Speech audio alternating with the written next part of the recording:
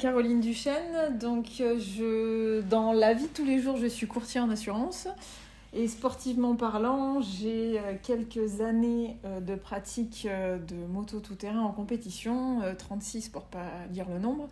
Et il n'y a pas très très longtemps, il y a 3 ans, 4 ans en arrière, j'ai goûté au VTT électrique.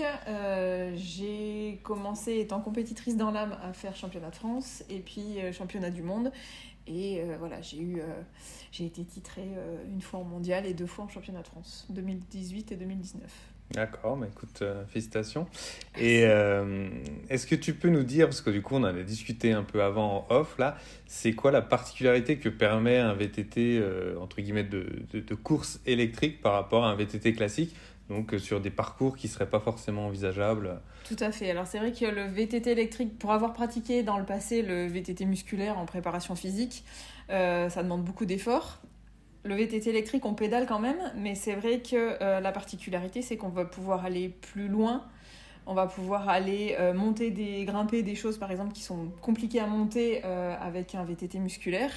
Et c'est vrai que ça donne un plaisir différent, je dirais. Et moi, ce que j'ai bien aimé, c'est, bon, je m'en suis servi aussi au niveau rééducation, c'est de pouvoir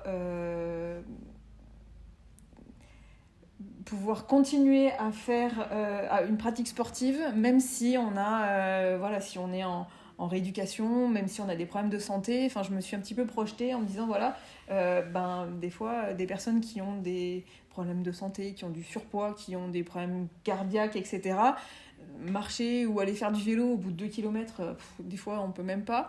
Alors que là, en fait, on peut aller plus loin. Donc, c'est vrai que c'est plutôt sympa et c'est appréciable. Ok. Et donc toi, à la base, tu es du monde de la motocross classique. Oui. Voilà, tu peux nous parler un petit peu de ça aussi, de ce qui te fait vibrer là-dedans, etc. C'est vrai que j'ai baigné dedans depuis que je suis toute petite. Je ne veux pas dire que je suis née avec un guidon entre les mains, mais pas loin. Donc voilà, c'est vrai que la première fois que Stéphane, donc mon mari, a ramené un VTT électrique, je lui ai demandé, mais qu'est-ce que tu veux qu'on fasse avec ce truc de vieux ? On va être franc. Du coup, j'ai bien accroché parce qu'en fait, je voyais pas, au départ, je voyais pas, pratiquant vraiment la moto avec... tout ce qu'on connaît, le moteur 2 temps, le moteur 4 temps, l'inertie moteur, les odeurs, le bruit, enfin toutes ces choses-là. On a eu aussi essayé des motos électriques. J'ai pas du tout accroché, je suis sincère. Mais c'est vrai que voilà, faut aussi voir pour demain.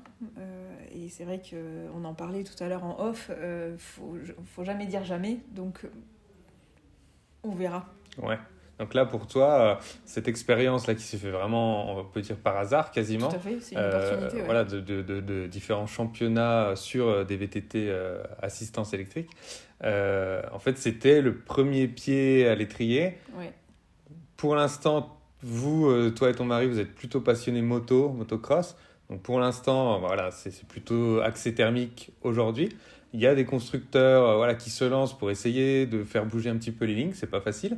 Tu nous as dit tout à l'heure que tu avais vraiment envie d'essayer ce qui se faisait là dernièrement. Donc il y en a il y a un modèle en particulier. La Stark, on l'attend. Pour l'instant, j'ai pas encore eu l'occasion d'aller l'essayer en vrai, ni de la voir en chair et en os. Mais on va y aller dans pas longtemps. Voilà.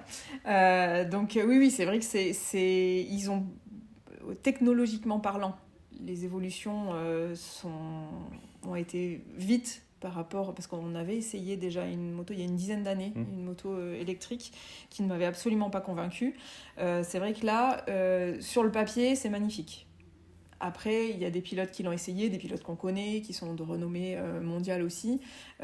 Ça donne envie d'essayer, de voir, et après, pourquoi pas. C'est vrai qu'il manquera, le jour où on va y passer à 100%, il manquera l'odeur du 2 temps, l'odeur de l'huile dans l'essence, toutes ces choses-là. Il y aura sûrement d'autres choses. Donc, faut D'accord. pas...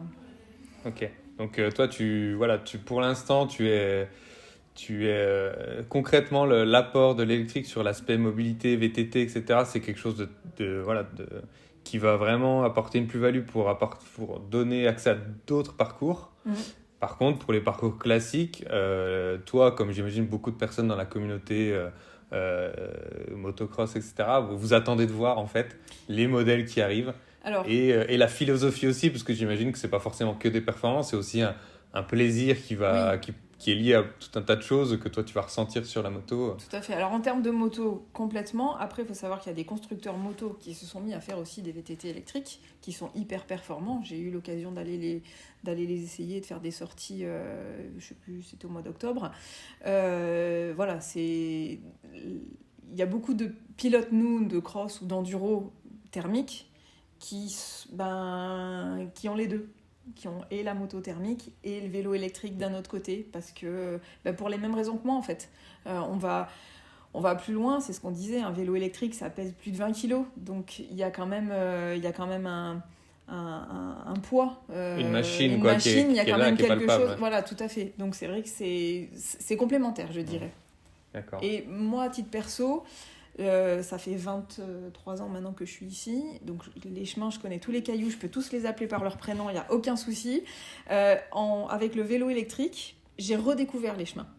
J'ai redécouvert en fait certains endroits, j'ai redécouvert des ruines, enfin des choses, parce qu'en fait quand on passe en moto, on passe vite. En vélo musculaire, on passe trop lentement et on tire la langue. Que là, en fait, c'est vrai que j'ai pu redécouvrir plein de chemins, plein de petits endroits dans les bois, dans les forêts. Et j'arrive à faire en VTT électrique, quand j'ai plus la condition que maintenant, j'arrivais à faire, parce que j'ai eu 4 opérations en 18 mois les 2 dernières années, donc c'est un peu compliqué. J'arrive à faire en fait les mêmes parcours des fois que je fais en moto. D'accord, ouais. Donc c'est vrai que ça aide. Après, je dis pas, il y a des fois, un vélo c'est beaucoup plus facile à porter qu'une moto, donc voilà.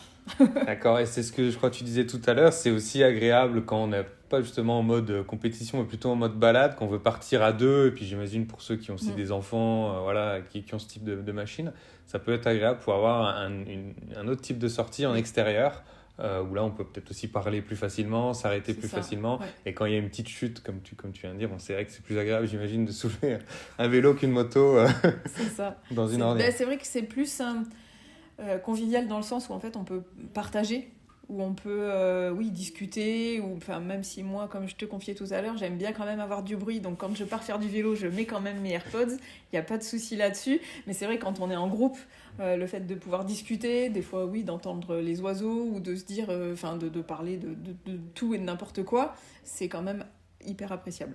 Ouais.